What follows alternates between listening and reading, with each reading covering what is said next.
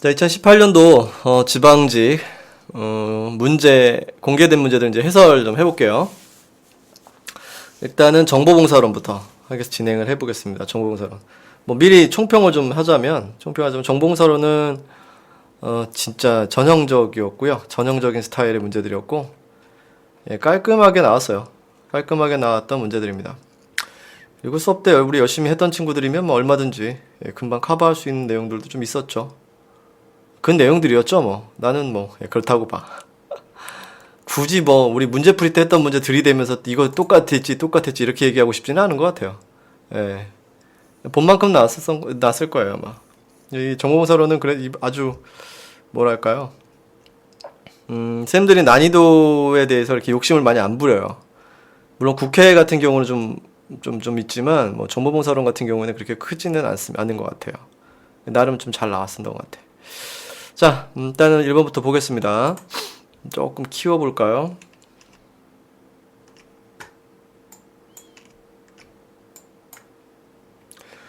자, 데이터베이스면과 정보 제공 분야의 연결이 옳지 않은 거. 렉시스, 웨스트로우, 에릭, 펀메드 있죠. 와, 나 이거 보고 깜짝 놀랐다. 소름 돋았어요. 잠깐 볼래요? 이게 교육청에도 나왔다? 교육청 복원할 때 얘 왜 이렇게 됐어? 다시 살아났? 네. 이게 이번에 2018년도 교육청 복원이었거든요. 교육청인데 복원이었는데 지금 뭐예요? 에릭, 웨스트로우, 펀메드, 렉시스 그제 똑같아요. 지금 요거만 좀 다를걸? 틀린 것도 똑같아. 틀린 것도 거의 뭐 이번엔 진짜 쌤들 재밌게 내주셨어요. 재밌게 냈어요. 그러니까 우리는 출제진들이 그런 얘기가 있어요. 출제진들이 다 비슷비슷하다 뭐 이런 얘기도 있고 해요. 이거 뭐 더 잘못 흘리면 또 안 좋으니까 넘어갑니다. 자, 그래서 렉시스는 우리 많이 배웠죠? 법률 분야였고요. 그 다음에 넥시스는 뉴스, 비즈니스 뭐 이런 쪽 분야였죠? 웨스트로우인데 법 아니라고 얘기할 수는 없잖아요. 그렇죠? 그 다음에 에릭은 당연히 교육 분야. 그 다음에 펀메드는 음악 및 예술 분야가 아니라 뭐였어요? 펀메드는 의학 분야였죠? 의학 분야. 그래서 이거는 의학 분야로 가면 됩니다. 뭐 별거 어려운 거 아니죠? 답은 4번. 교재에서도 뭐 펀메드를 찾자면 끝도 없지 많이 나오죠. 여기 펀메드 센트럴도 나오고 OAJ 뭐 이런 데서도 나오고 그렇죠? 의학 분야에서 펀메드에서 메디컬 금방 유추할 수도 있고 그렇죠? 자, 그 다음에 참고면 비언어적 행위 이것도 정말 사골 엄청 됐던 이제 너무 울거먹어갖고 이제 화석이 돼도 모자를 판의 문제인 거죠 이거 그죠? 언어적 기법과 비언어적 기법 계속 나오는 거죠? 그래서 이것도 비슷한 거 나왔어요. 이것도 교육청에 비슷한 문제 나왔어요. 좀 비슷한 거 나왔는데 볼까? 이것도 비슷한 거 있었어. 잠깐만요.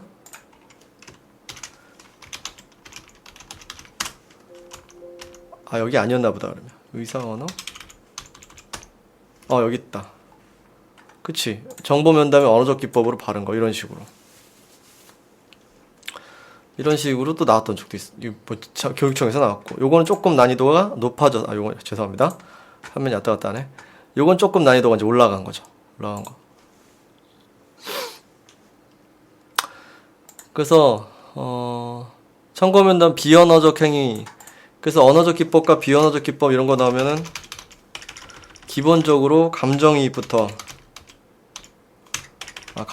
아니라 언어적 기법의 감정이입 이런 거 조심하자 이런 얘기 했었잖아요. 그래서 여기서 이제 요 부분 나오는 거죠. 정보면담 기법의 요 부분 페이지로는 83페이지부터 시작되는 데죠. 83페이지부터 시작되고 자, 그러니까 비언어적 행위의 기법 연결 의복이나 향수 가공적 행위 맞죠? 옳지 않은 것이니까 아는 것은 의복이나 향수 가공적 행위 그러니까 몸에다 하는 게 가공적 행위였죠? 그 다음에 언어의 의문적 커뮤니케이션이라 할 만하면 의사 언어였죠? 감정적으로 공감한다. 요게 바로 뭐예요? 감정적 공감. 요게 이게 어디에 있는 언어적 기법에 있는 감정이입에 대한 얘기죠. 언어적 기법의 감정이입에 대한 얘기인데 이게 지금 신체 언어로 잡혔잖아요. 그러니까 신체 언어는 제스처, 몸으로 하는 모든 것이었잖아요. 여기 신체 언어. 저는 몸으로 할 수 있는 모든 것들이에요. 그러니까 신체 언어에 대한 얘기를 갖다가 감정적 공감, 그러니까 그 언어적 기법의 감정이입을 갖다가 신체 언어라고 좀 표현을 했기 때문에 틀린 거고. 공간적 행위는 물리적 거리. 뭐 여기도 바로 물리적 거리가 나와 있죠. 물리적 거리. 그래서 문제 2번도 뭐 이건 거의 뭐 윤리 문제 같이 쉽게 풀 수 있었죠. 그 다음에 이것도 많이 나왔었어요. 간접 서비스, 직접 서비스.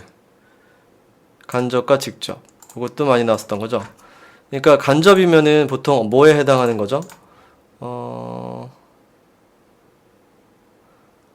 간접이면은 경영 관리적 측면. 뭐 이런 말 나올 수 있는 것들이잖아요. 경영 관리적 측면 같은 게 등장해야 되는 것인데, 잠깐만요. 이 노트, 스티커 노트가 별로 성능이 좋지가 않아서. 이거 같은 경우에는 간접 적기는 간접 서비스다. 이렇게 하게 되면은 보통 이게 특징이 경영 관리적 측면이라는 표현이 돼요.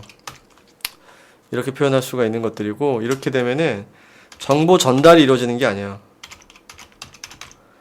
정보 전달이 이루어지는 것은 아닙니다. 요걸 좀 조심해 봅시다. 전달이 직접 이루어지는 게 아니라 전달을 위한 기본 조건에 해당하는 것들이어야 되겠죠? 그러면은 참고정보원의 개발과 구성, 이게 잘 되어야 전달이 잘 되죠.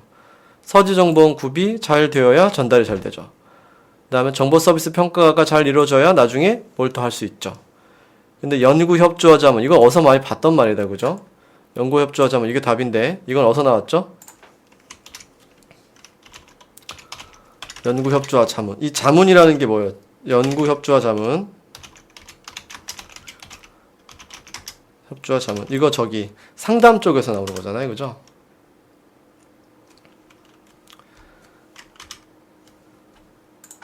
자, 연구협조와 자문. 그대로 요 멘트대로 나와 있죠? 12페이지에 보면 있습니다. 12페이지에 있는데 이게 어디서 나왔던 거예요? 상담지도. 상담지도에 해당하는 게 연구협조와 자문에 포함되는 거였죠. 그래서 이게 초반에 맵을 잡는 부분들만 잘 찍어냈었으면 아주 가뿐하게 풀 수 있는 문제죠. 됐고요. 그리고 연구협조와 자문 요 지점은 이게 이제 1, 2, 3번은 간접 서비스고 4번은 상담이다. 이렇게 섞어 들어가는 거고. 서지정보원의 구비랑 많이 이제 헷갈리게 문제를 냈었던 게 어디도 있었냐면요. 서지정보원 말고 요거. 서지정보 확인. 요거는 정보 제공이거든요. 서지정보 확인이 잘 되려면 뭐가 되어 있어야 돼요? 정보원이 잘 구비가 되어 있어야 서지정보 확인이 가능하겠죠. 그러니까 이제 요거와 요거는 상담과 정보 제공, 간접 서비스와 직접적인 영역하고도 연결된다. 뭐 전통적으로 많이 볼 수 있었던 부분입니다. 조금 더 키울게요. 자, 시소로서 용어관계 기호에 대한 설명을 옳지 않은 거예요. 시소로서도 엄청 많이 나왔죠. 아이쿠. 자, 잠깐요. 제 화면에 뭐가 잠깐 떴었어요.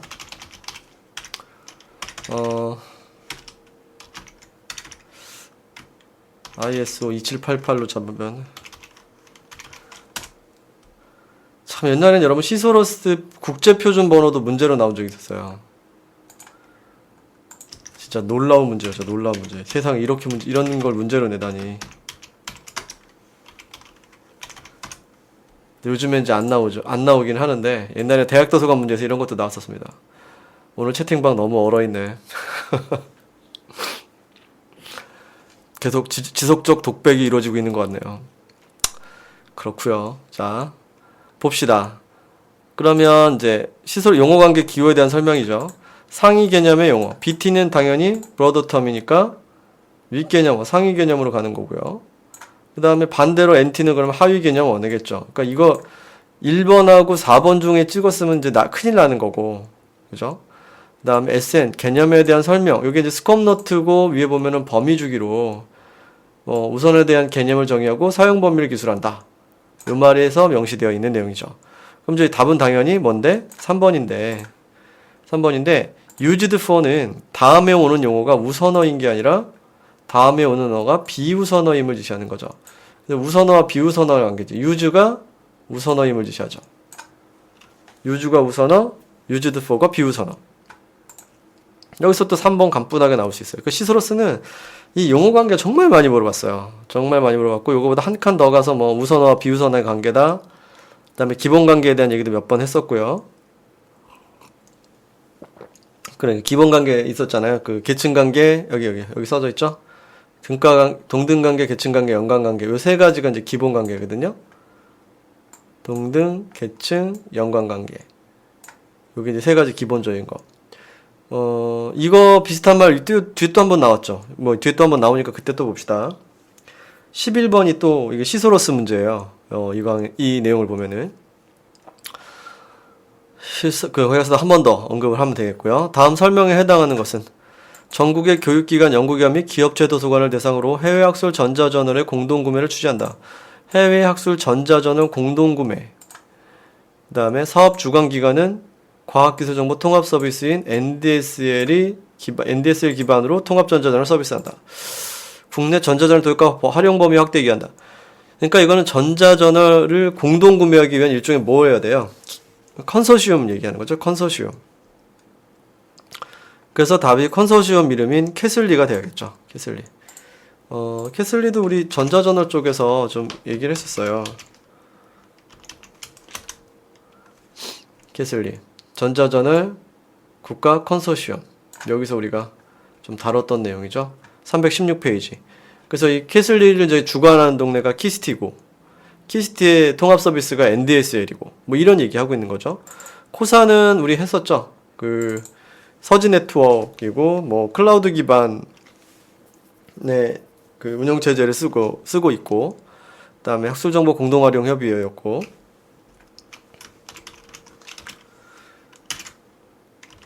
코사 SA. 저 코사 같은 경우에도 한번 다음 넘어가야 되겠다.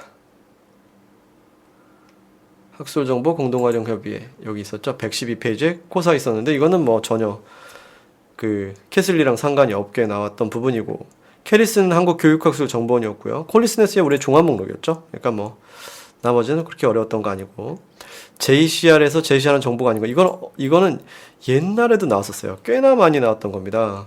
한번 볼까요?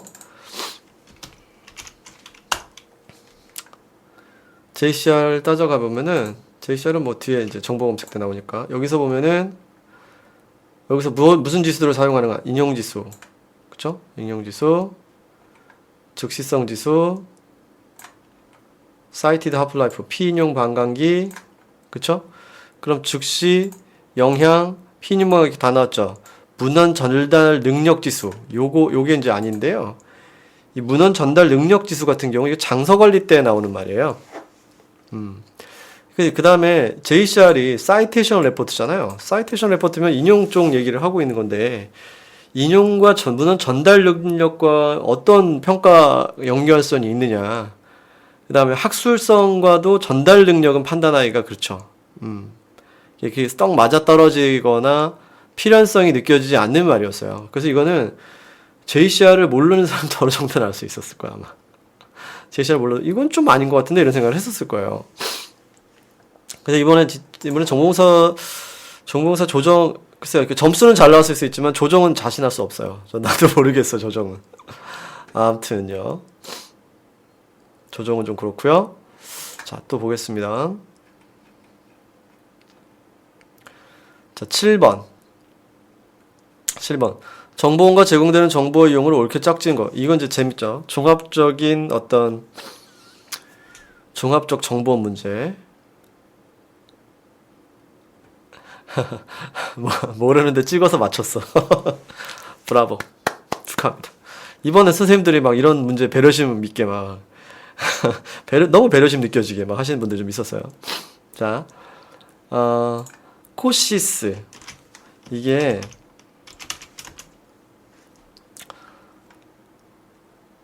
코시스는 이거 아마 찾기가 힘들었을 텐데 제가 넣어놓기는 했어요. 여기 있죠? 어디 갔니? 151페이지. 151페이지에 코시스가 있죠. 국가통계 포털. 이게 통계자료라든가 특허 같은 경우도 좀 필요한 것들이죠. 그러니까 코시스 기억은 특허로 가야 돼요. 이런 거 골라내는 빠른 방법 우리 연습 많이 했었을 거예요. 자, 기억은 특허야. 통계야. 그럼 기억하고 통계면은 기억하고 2하고 연결돼야 되죠. 기억하고 2하고 연결된 거 요거 하나 맞고. 그쵸? 그러면 1번 이거는 다 버려야 돼요. 1번 이거 싹 다 버려야 되고. 자, 그럼 니은 CAS. 요거 CAS 하면은 어떤 거 떠올라야 되나? CAS,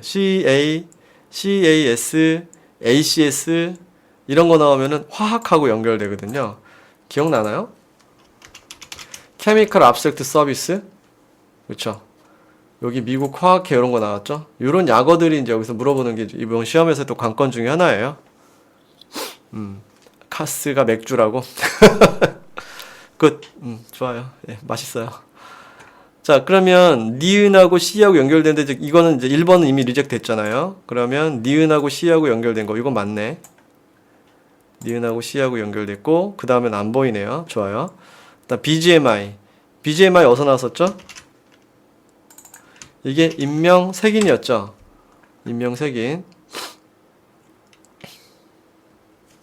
인명색인으로 전기색인에서 나왔었던 부분이죠. 페이지는 159페이지.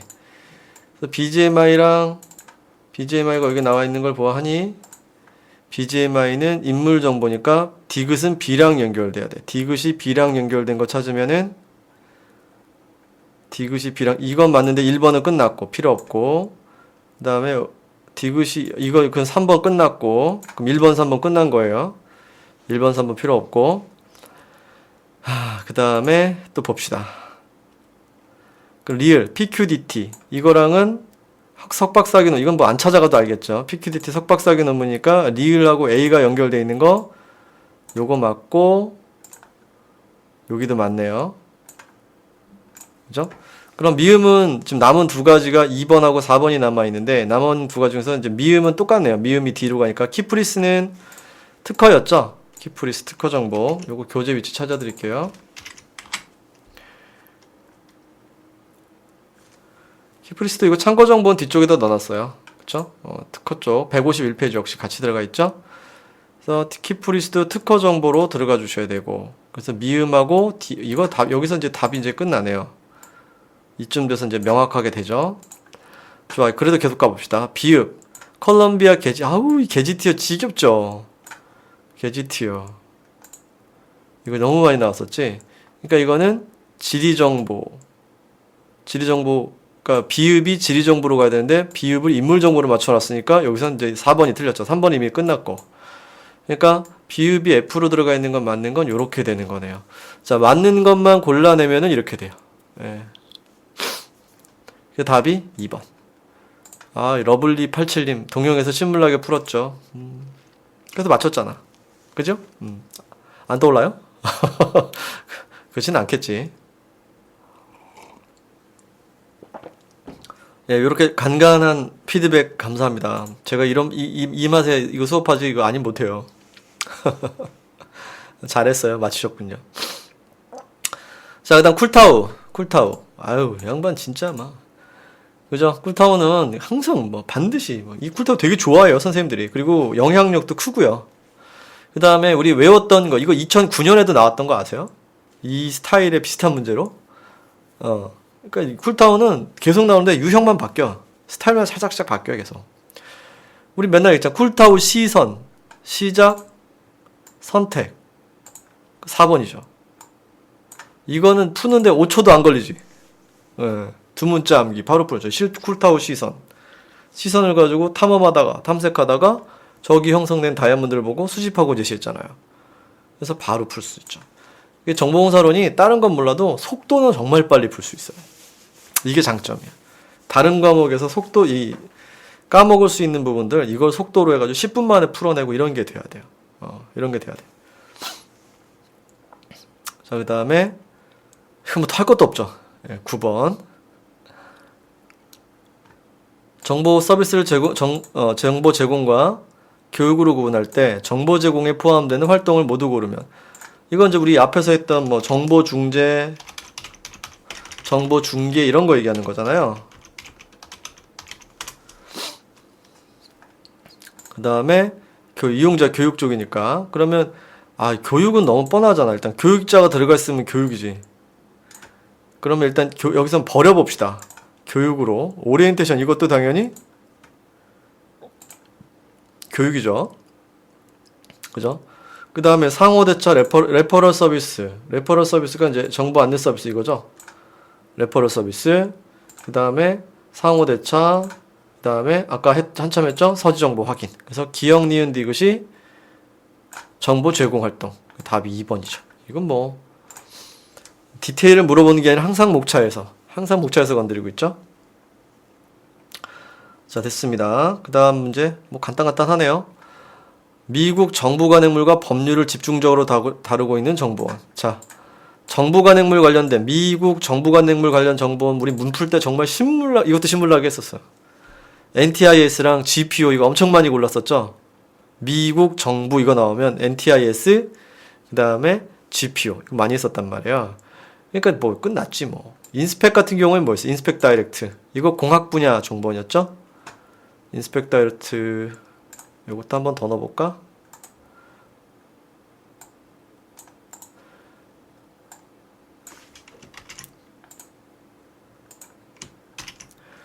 자, 인스펙 다이렉트 같은 경우에는 요거는 우리 맨날 했었던 컴펜덱스랑 같이 공학 이거쪽이요. 공학 일반. 그 다음에 2번 이게 답이었고 공짜만 써줬네.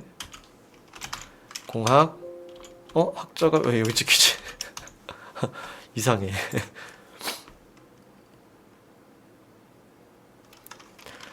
공학. 그 다음에 안되겠다. 공학. 그 다음에 지표 카탈로그 요건 이제 했었죠?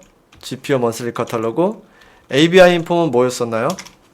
이게 경영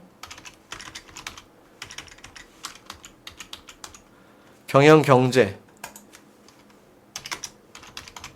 이런 거였고, 그 다음에 사이인포 이거 끝자리가 다 달라붙네요. 사이인포는 당연히 심리학이었죠.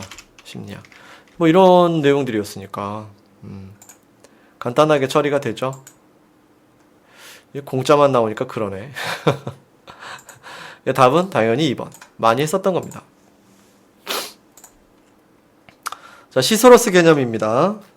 자, 요거 아까 잠깐 우리 봤던 어떤 연관관계, 뭐 등가관계 이런 거 얘기했을 때 나왔던 부분인데요.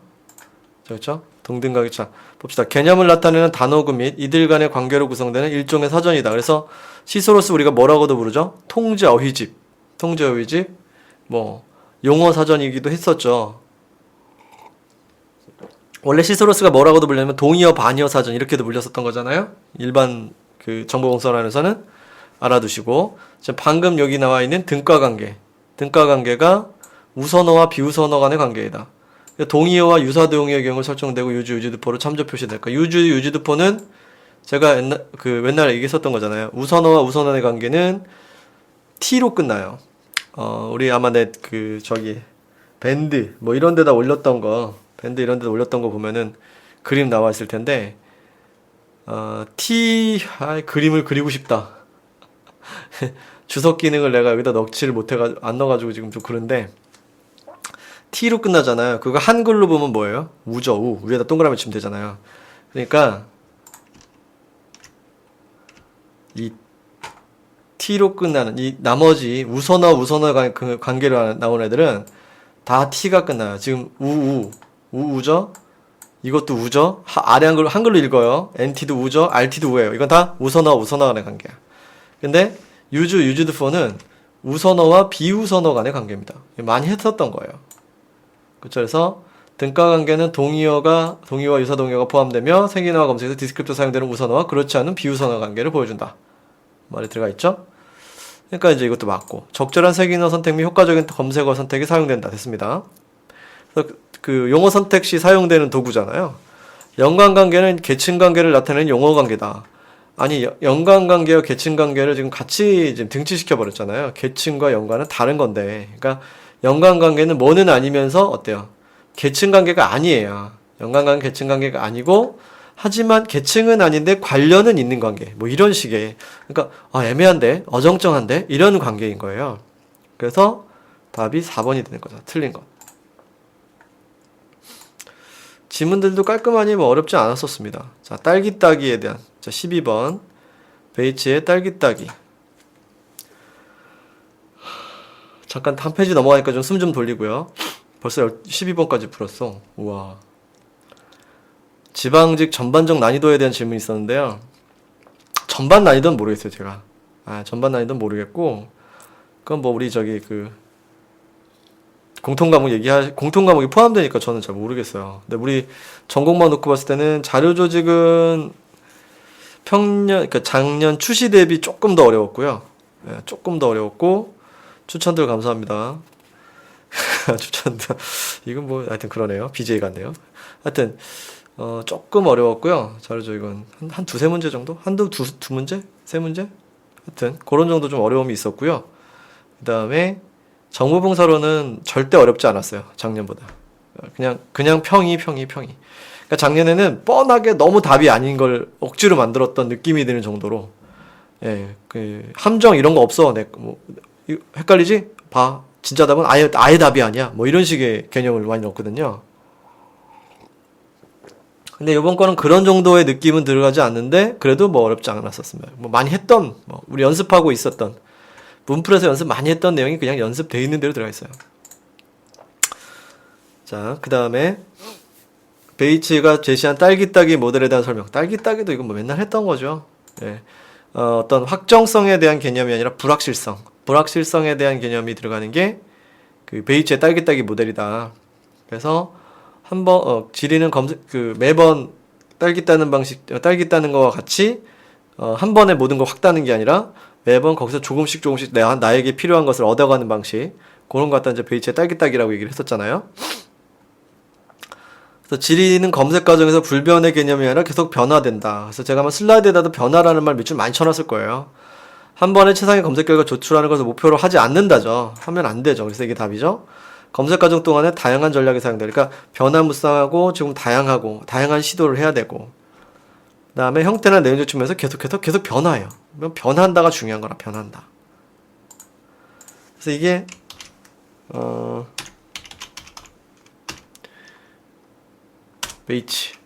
베이츠 모델로 여기서 나왔던 거죠. 정보탐색 실제에서.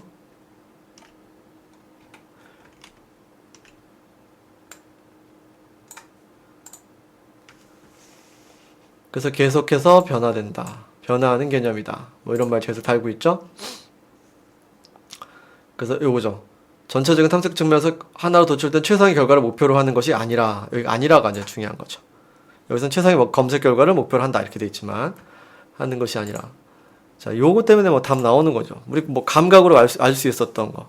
그쵸, 맞아요. 이해만 해도 풀리는 거였어요. 원상자 시도세 이거 나왔으면 재밌었을 텐데, 그지?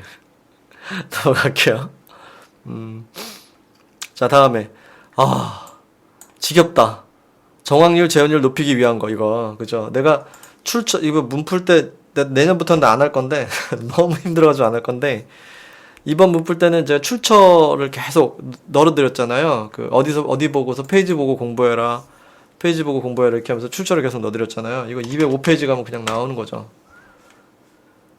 205페이지. 세기언어 장치에 가면은, 이거 뭐 계속 했던 거잖아요, 우리. 진짜 많이 나와, 이것도. 3초 컷. 좋은 표현. 정확률을 높이기 위한 방법. 정확률을 높이려면 어떻게 됩니까? 가중치 부여를 해서, 가중치 부여. 어디 갔죠? 정확률 향상 수단이니까, 가중치 부여. 여기 있죠? 용어, 됐고, 가중치 부여. 옳지 않은 거니까. 용어 절단, 절단 진짜 지겹다. 답은 절단이죠? 용어 절단, 여기 있으니까. 차라리 퍼지 탐색이나 뭐 이런 걸 좀 넣어줬으면 내 말을 안 해. 그 다음 구검색. 구검색은, 대소문자 구별 탐색과 거의 같은 개념이고, 구검색은 뭐 어렵지 않았을 거고, 그 다음에 필드 제한 탐색, 여기 들어가 있죠. 필드 제한 탐색. 그러니까 답은 당연히 용어 절단 기법, 요거죠. 이것도 뭐 어렵지 않게 금방 갈 수 있는 내용이었죠. 자, 그 다음에 CCL. 나 나름 이거 좀 적중했다고 생각하는데. 빨리 칭찬해봐. 빨리 칭찬해봐. 그림 안 나오고 이거 연습 몇 번 했죠? 예. 문자로 나올 수 있다고 내가 얘기했었죠, 이거. 글씨로 나온다고. 이거 또 나올 수도 있어요. 이거 왜냐면 옛날에 국중 2014년도인가 국중에서 한번 살짝 비쳤었어. 나도 이건 그 합격생 만나서 얘기를 잠깐 들었었던 내용이거든요. 그림만 죽어라고 외우다가 영어 이게 다 이렇게 글자로 나와버리면 두 문자로 나와버리면 눈물 팍 나잖아요. 그죠? 그 모양이었던 거예요. 그래서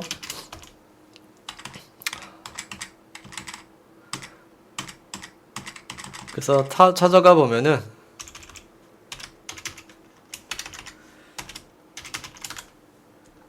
CCL 찾아가면 바로 나오죠. 일단은 제일 웃기는 거 바인데 어떻게 비영리를 집어넣어. 그죠? 이게 너무 오바지 이거. 바이 비영리 이건 너무 심해. 그리고 그 다음에 답은 이제 변경금지죠. NC는 금방 유추할 수 있잖아요. NC는 non-commercial이잖아. non-commercial. NC non-commercial 비영리 돈 받지 마 이거였잖아요. SA가 저작자 표시랑 바이랑 그놈이 그놈인데 그죠? 유추할 수 있으니까 이거는 조금 뭐 좀 쉽게 갈 수는 있었던 내용이에요. 그죠? 동일 조건 변경 허락이 SA, share like. 그죠? 그래서 SA가 동일 조건 변경 허락, NC가 non-commercial, 그러니까 비영리. 그다음에 ND가 변경 금지, 바이가 저작자 표시. 이렇게 가야죠. 그러니까 이거는 조금 한 칸만 더 들어가면 되는 거. 한 칸만 더 들어가면 되는 건데. 그래서 이번 개정할 때 내가 밑줄을 쳐놨잖아. 밑줄 쳐놓은 이유가 나름 강조점인 거였었거든요. 마킹하다 바꿔서 맞췄어요? 잘했어요. 굿입니다. 자, 다음에 15번 볼까요? 근데 이제 국중에, 잠깐만, 하나만 더. 국중 가면 이런 것 단계 나올 거예요. 지금 작년에 국중 시험 없었죠. 재작년쯤 되면 요런 것들 나와. 2차적 저작물에 대한 내용들. 2차적 저작물에 대한. 이건 뭐 약간 심화될 때 한 번 더 다루게 될 건데, 변경 금지하게 되면 2차적 저작물을 작성할 수 있냐, 없냐. 바꾸지 못하면, 2차적 저작물은 이제 그걸 바꿔갖고 만드는 거잖아요. 그럼 2차적 저작물이 작성이 안 되는 거죠. 그런 맥락이에요. 그러니까, 너 혼자 만들었냐? 하지만 그거 공유 안 된다. 왜냐면 나는 라이센스를 어떻게 걸었으니까 못 바꿔로 걸었잖아요. 그 다음에 SA는 share like는 변경을 허락하지만 그럼 2차적 저작물 작성까지는 가능하지. 하지만 그거 네가 공유할 때는 어떻게 해요? 너도 share like 해야 돼. 이런 말이 되는 거예요. 참고하시면 되겠고요. 자, 다시 15번 갑시다. 도서관에서 정기간행물 구독에서 참고할 수 있는 서지만 정기간행물 구독 이것도 내가 항상 몇 번 얘기했었죠. 몇 번 얘기했었어요. 정기간행물 할 때 수서할 때 도움이 되는 자료가 두 가지가 있다. 하나는 JCR, 하나는 울리히. 그래서 울리히 나오면 무조건 뭐라 그랬어요? 울리히 나오면 무조건 정기간행물 하죠. 무조건 정기간행물. 그래서 울리히가 정기간행물인 건 여러분들 귀에 못이 박히도록 알았고 여기 대놓고 시리얼이라고 해놓고 있는데 이거 못 찍으면 바보 아닌가? 좀 심하죠 이 문제. 그래서 좋아. 일단 리를 찍었어. 울리히다. 울리히다. 정기간행물 울리히다. 됐어. 그리고 나서 디귿을 봤더니 북스인프린트야. 이건 뭐예요? 상업서지잖아요. 상업서지고 북스인프린트는 단행본과 전집 대상이라고 배웠단 말이에요. 북스인프린트는 단행본과 전집 대상으로 만들어져 있는 정보원이란 말이죠. 상업서지, 북스인프린트. 뒤에 한 번 더 가면 나오겠다. 그렇죠?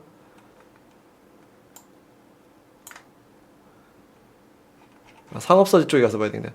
상업서지의 기본 성격 자체가 대상, 양장본이나 페이퍼블록에 대한 단원인본 및 전집 요렇게 보통 우리가 잡혀 있잖아요. 그죠? 그 다음에 두 개씩 잡혀 있는데 이걸 어떻게 이겨? 이걸 어떻게 물어? 나는 김밥 천국이야. 하지만 김밥 팔지 않아. 이런 거 말이 안 되잖아요. 그지? 왜 디귿을 했어요? 이렇게 가야지. 안타깝다. 생각 없이 4번을 했다. 북스인프린 이게 뭔가 수설한다, 뭐 선택한다 이런 데서 그 꽂혀서 그랬을 수도 있을 수는 있어요. 물리가 안 떠올라가지고 이게 이렇게 잘 안 떠오르는구나. 물리는요 여러분 지방지 기출에서는 제가 본 것만 3번이 기억이 나요. 하여튼 이거 많이 나왔었어요. 물리 되게 많이 나왔어요. 그러니까 JCR하고 물리는 정말 많이 나와요. 그러니까 수설을 할 때 도구로서 전기간행물 도구로 쓰기만 한 게 이 물리와 JCR입니다. JCR은 학술 저널 선택을 할 때 도움이 되고요. 물리는 일반 대중 매거진들 선택할 때 도움이 되는 거예요. 제가 가끔 그 얘기도 했었어요. 이거 혹시 모르니까 또 들어두세요. 저널은 학술적 성격을 띤 연속간행물을 저널이라 부르고요. 매거진이라고 있습니다. 매거진은 대중적 성격을 띈 걸 매거진이라고 많이 불러요. 그러니까 물리 같은 경우에는 매거진도 많아요. 학술 저널뿐만 아니라 매거진도 많고, 대신에 이제 JCR 같은 경우는 대놓고 그게 뭐라 해서 저널 사이테이션이라 돼 있죠. 그러니까 JCR 같은 경우에는 당연히 무슨 성격이 더 강하다? 학술적 성격이 강하다. 학술지 등수를 매긴 거죠. 그런 거. 그래서 물리 같은 경우 보면은 물리 이제 특징 같은 것도 얘기할 수 있거든요. 그래가지고 발행부수를 통해서 인기도를 할 수 있다. 이런 말 나오면 이제 100% 물리. 이런 식으로 가셔야 됩니다. 16번. 이거 시멘티겜 나왔네. 마침내 나왔네, 이거. 기쁘다. 이것도 가뿐한, 그래요. 이것도. 뭘 말을 못하겠어. 무서워. 이거 혹시 또, 다 했잖아? 뭐 이렇게 얘기하면은, 언제? 뭐 기억도 안 나고, 뭐 이러고, 그럴 수도 있고. 그런 거죠, 뭐. 그러면은, 잠깐 찾아가 볼게요. 시멘틱의 피라미드잖아요, 그죠? 시멘틱의 피라미드, 여기. 390페이지. 요 그림이었고, 우리가 밑에서 계층별로 이렇게 순서대로 쭉 이렇게 올라갔었잖아요, 그죠? 그죠? 그러니까, 유니코드 여기 들어가 있고, 그 다음에 기억에는 당연히 뭐겠어요? 처음에는 이제 글자를 전 세계 언어를 서로 주고받을 수 있을 정도 수준의 내용으로서 뭐를 쓰고, 유니코드를 쓰고, 그 다음에 URI, 서로 간을 식별하고, 그러면 1번이 일단 걸려야죠. 1번, 4번, 1차. 자, 여기서 그 다음 단계 거의 끝나요.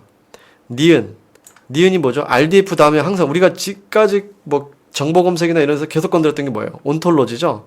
그러니까 온톨로지, 여기서 끝. 그 다음에 여기는 생각이 안 나도 되지만, 여기 전자서명, 디지털 시그니처잖아요. 전자서명. 그러니까 여기 기본으로 1번. 그러니까 여기 2번 만에 끝날 수 있는 문제였던 거예요. 3번까지 안 가도 돼요. 2번 만에 끝날 수 있는 내용으로 바로 마무리 되는 겁니다. 그래도 여기서도 제가 뭐 순서도 얘기했었어요. 순서도에서 URI, XML, RDF, 그 다음에 온톨로지 이렇게 들어가는 거 있잖아요. 그 다음에 앞으로는 좀 더 개발 중이다. 이런 식이니까요. 교재는 뭐 390페이지랑 391페이지 여기를 보시면은 충분히 해결할 수 있었던 문제입니다. 자, 다음에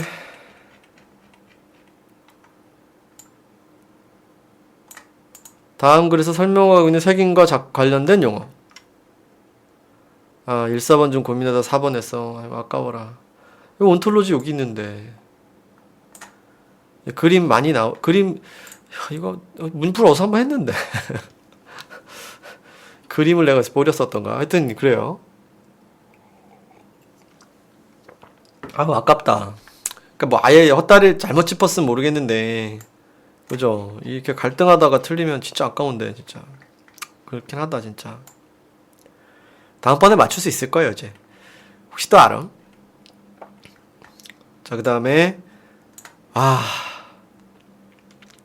이거 너무 기쁜 거 있죠? 나 이거 언젠간 나올 거야 그랬었거든, 이거. 언젠간 나올 거야. 근데 이제 마침내 나왔어요. 왜냐면, 요게 식별어 개념이 임용시험에 나왔었거든요. 그러니까 이 선행지수 비슷한 느낌이 드는 경우가 있어요. 어느 시험에서 한 번 나왔으면은 그 시험에 나왔던 그것은 다른 어딘가에 또 같은 개념이나 유사 개념으로 한 번 더 나와요. 이게 딱 그 개념, 그런 느낌이거든요. 여기 진짜 딱 그런 느낌이에요. 그래서 왜냐면 또 아이덴티파이어 뭐 이래가지고 제가 몇 번 얘기했었던 적도 있었습니다. 시소로스에서 식별어로 나왔던 거죠.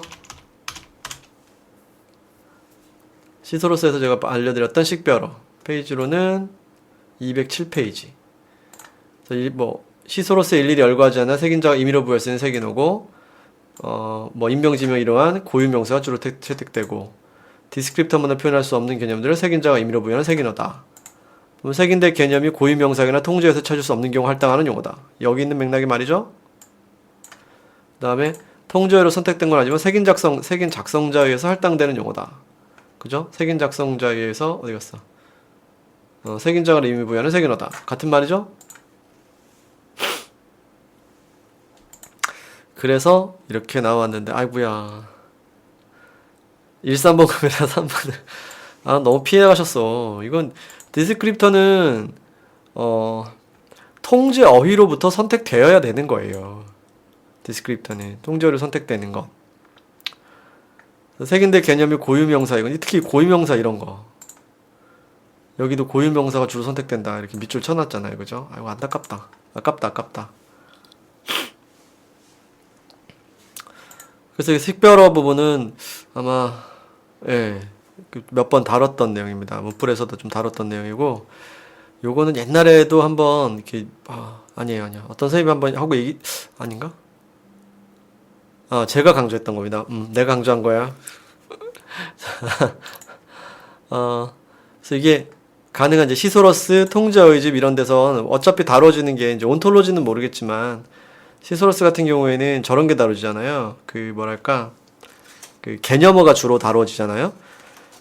주로 다뤄지는 개념어들인데 개념어로서 표현하는 데 있어서는 한계점이 많단 말이에요. 개념어로 다뤄지는 데 있어서 한계점들을 갖다가 이 식별어 개념으로 이제 표현을 함으로써 그 개념어로서 표현의 한계점을 이제 고유명사나 이런 걸로 보완적으로 해서 좀 더 확장시키는 거, 키우는 거 이런 것들 이제 얘기해 볼 수 있는 거죠. 2008년에 이거 제 기억나는데 2008년에 이 아이덴티파이어라고 하는 문제 10년 전에 처음 나왔었어요. 임용시험에서. 그래서 그래서 그때부터 강조했던 거죠. 그래가지고 그래서 이거는 좀 강조될 수밖에 없는 그런 내용입니다. 그리고 마침내 나온 거죠. 자, 18번. 와, 나 이거 훌륭한데 딱 느낌 오더라고. 키스티에서 제공한 서비스.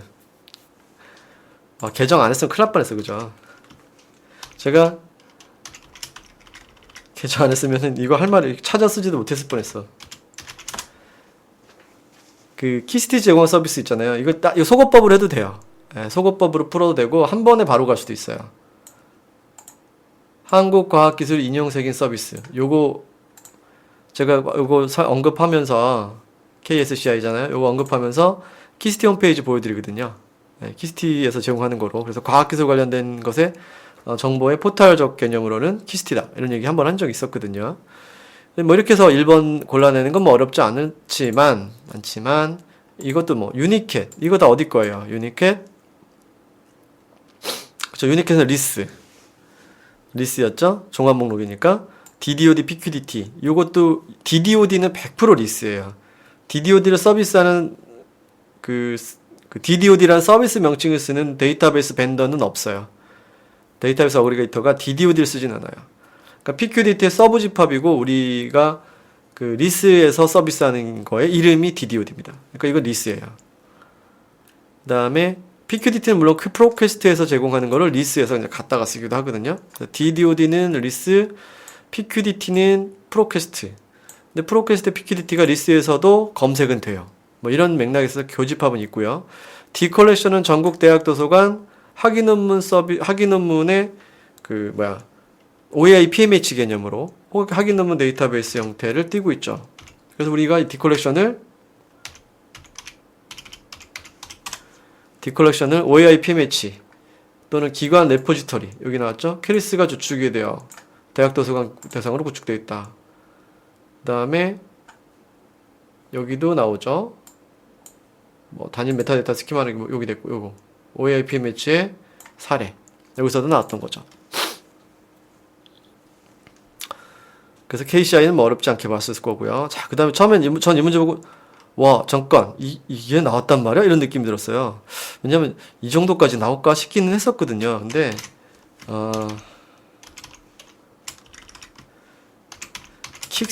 킥콕 지우지 않길 잘했다.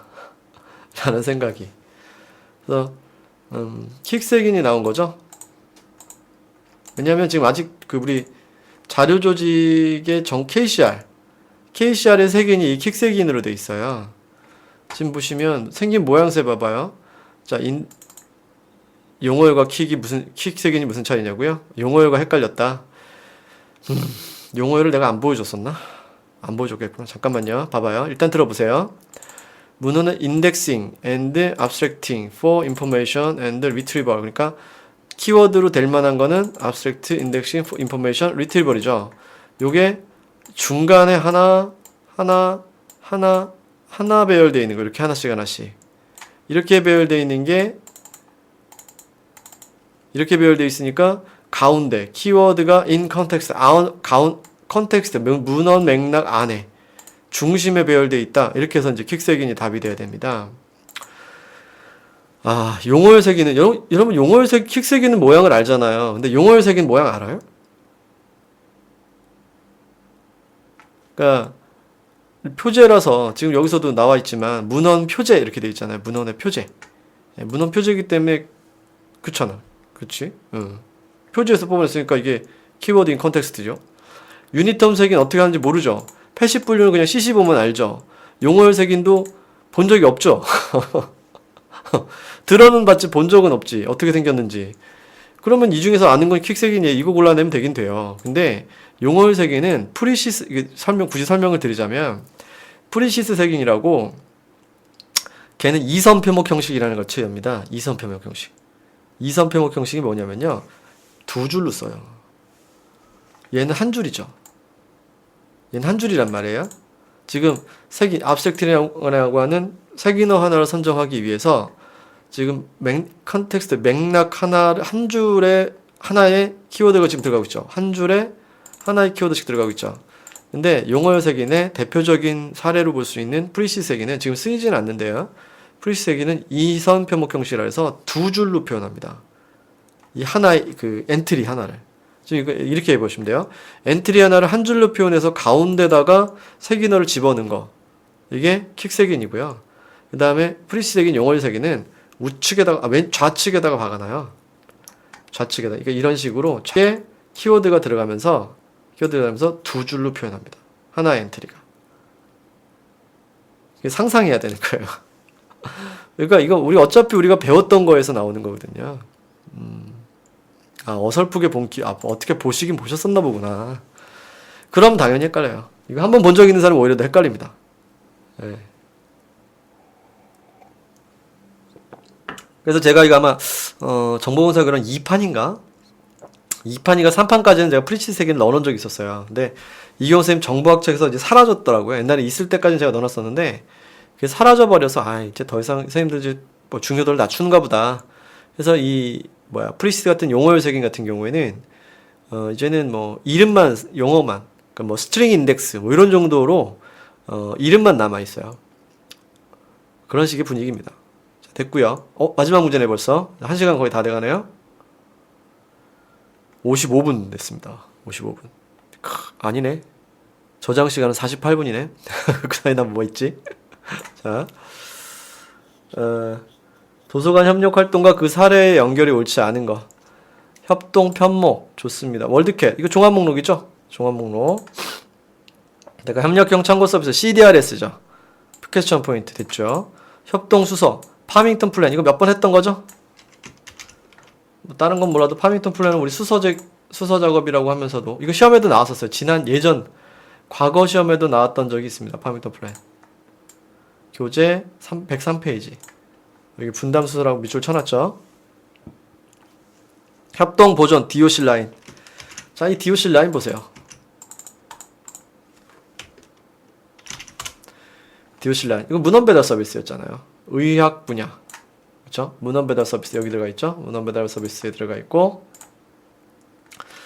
의학 분야 문헌 배달 서비스로 그렇게 봤었던 부분이죠. 그러니까 의학 분야 문헌 배달 서비스 하면 DOC 라인이고 그래서 의학 분야 데이터베이스 하면 매들 라인이고 그래가지고 NLM이나 이런 데서는 라인 시리즈가 이렇게 붙어있다 이런 거예요. 라인 시리즈에 라임이면 맞춘 거죠. 랩이지 랩. 오지고 지디고 뭐 이런 거 같은 그런 거지 랩 같은 거. 급식체 참 무슨 말인지 모르겠더라고. 진짜 들어보니까. 자, 이렇게 해서 20문제 간단합니다. 뭐 되게 평이했어요. 제가 봤을 때는. 그러니까 와, 씨, 이거 어떻게 풀어? 이런 거보다는 맞출 수 있었는데 이런 아쉬움이 있는 문제들이 많았던 거죠. 그죠? 그렇지 않아요? 여러분들 느낌상? 요거 좀 아깝다. 요 중에서 틀렸는데, 요 중에서 골랐어야 되는데 아깝다. 뭐 이런 식의 문제들이 좀 있었던 것 같고, 예. 수업 시간에 문제 풀면 매번 60점 나왔는데, 그 다음. 궁금. 이번 건 좀 좋게 나오지 않나요? 이번엔 85 나왔어요. 빙고. 잘하셨습니다. 그래서 좀 어렵게 공부해놔야 돼요. 그래야지 실전에 좀 세집니다. 그래서 내가 욕 많이 먹잖아, 초반에. 문제가 어렵네, 점수가 안 나오네. 그래도 여러분들 이 난이도를 좀 높여가지고 공부를 하면 실전에서는 그래도 조금 나아진다니까? 괜찮아진다니까? 그러니까 조금 뭐 이렇게 심리적인 그거를 좀 극복할 수가 있어요. 심리적으로 이런 문제도 풀었는데 이까짓 거 뭐 이런 분위기가 나올 수가 있다고. 그래서 조금 그런 문제들을 일부러 배치도 좀 많이 하는 경우가 있어요. 너무 쉬우면 나도 좀 그렇고요. 그다음에 문제량도 그렇고 이제 좀 이렇게 단단하게 단련이 돼야 돼요. 예. 눈에 조금씩 들어오는 기분이 좋다고. 그렇죠. 알아가면서 뭔가 보이는 게 그런 게 좀 뭐랄까 공부하는 힘이죠. 예. 자, 정보사론 해설은 여기서 마무리하는데 대박이네. 10분 만에 풀리긴 했다고요? 거봐, 한 1000문제 풀면 가능해집니다. 자, 마무리하겠습니다. 자, 수고하셨습니다.